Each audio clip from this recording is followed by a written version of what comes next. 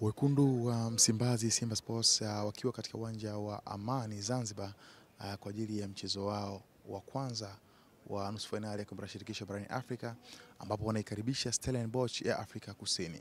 Hii ni klabu ambayo sio kongwe kulinganisha na nyana, inafika hatua hii kwa mara ya kwanza, japo Simba wanafika katika hatua hii kwa mara ya tatu katika historia. Mara ya kwanza ilikuwa mwaka 1974, mara ya pili ikawa mwaka 1993 ambapo walifika hatua ya finali kabisa ya michuano hii, lakini kwa bahati mbaya walipoteza mchezo kwa kufungwa na Stella Abidjan ya Ivory Coast, na sasa hivi wanafuzu hatua hiyo tena kwa mara ya tatu katika historia, lakini ni mara ya kwanza baada ya miaka 32 kupita. Hivyo mashabiki wamekuwa na shauku na hamu kuona Simba mwaka huu watafanyaje. Kumbuka pia ndugu zao Yanga miaka hivi karibuni walicheza hatua ya finali wakafungwa na MC Algeria. So Simba wanatazama kwamba wenyewe waweza wakafika finali, na hatimaye kama wataweza kubeba ubingwa itakuwa ni klabu ya kwanza Tanzania kuwahi kushinda taji lolote la CAF.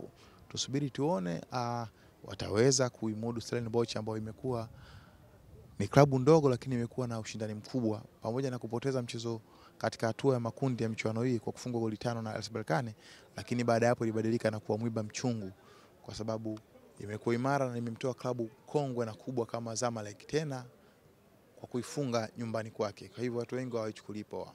Simba Sports amelazimika kutumia uwanja wa Amani kwa sababu uwanja wa Benjamin Mkapa umefungwa na serikali kwa ajili ya ukarabati. Kwa wengi uwanja ule baada ya kufungwa, kwa hiyo Simba akabidi akapewa nafasi labda na CAF na shirikisho la soka la TFF achague uwanja ambao atatumia kwa mchezo wake wa nyumbani.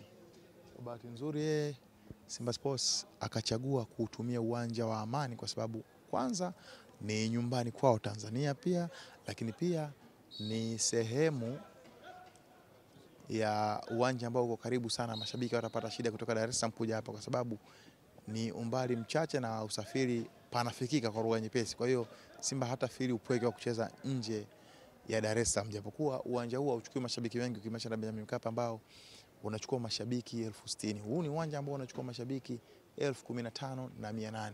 Hii ni kwa mujibu wa wamiliki wa uwanja huu ambapo ndio mashabiki wanaingia hapa. Kwa hiyo tiketi zimekuwa chache na usafiri pia umekuwa ni mgumu kwa siku mbili tatu kwa sababu watu wamekata tiketi mapema kwa ajili ya kuwahi mchezo huo.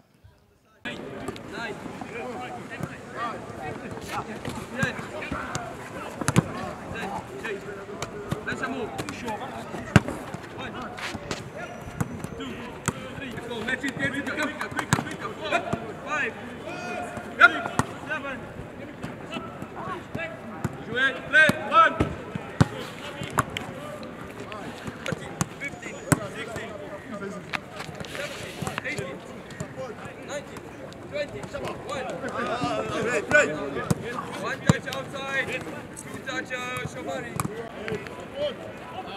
2, 3, 4, 5, 6, 7, 8, 9, 10.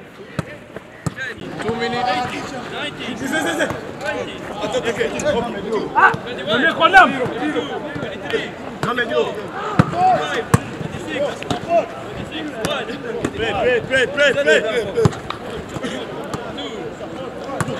1 minute, 1 minute, 1 minute. 6, 7, 8, 9, 10, 11, 12, 13, 14. Take.